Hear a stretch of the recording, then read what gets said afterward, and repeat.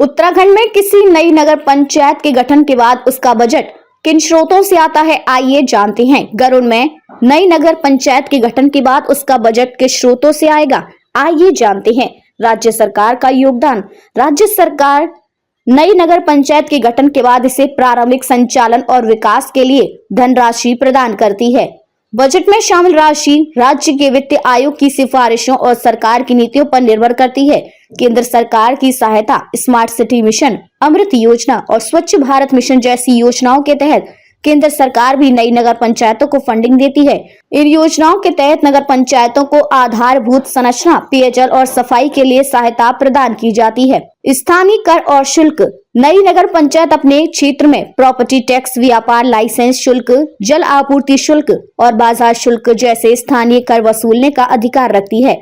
ये कर पंचायत के विकास और रखरखाव के लिए प्रमुख स्रोत बनते हैं। ग्रांट और अनुदान। राज्य वित्त आयोग और केंद्रीय वित्त आयोग के माध्यम से अनुदान दिया जाता है। अनुदान का उपयोग सामान्य प्रशासन, आधारभूत संरचना और सामाजिक योजना के लिए किया जाता है। स्थानीय संसाधन और जन सहभागिता। नगर पंचायत को अपनी संपत्तियों जैसे बाजारों, सामुदायिक भवनों, पार्कों आदि से भी राजस्व अर्जित करने का अधिकार होता है। इसके अतिरिक्त स्थानीय समुदाय और जन सहभागिता के जरिए विकास कार्यों के लिए संसाधन जुटाए जा सकते हैं। विशेष परियोजना निधि।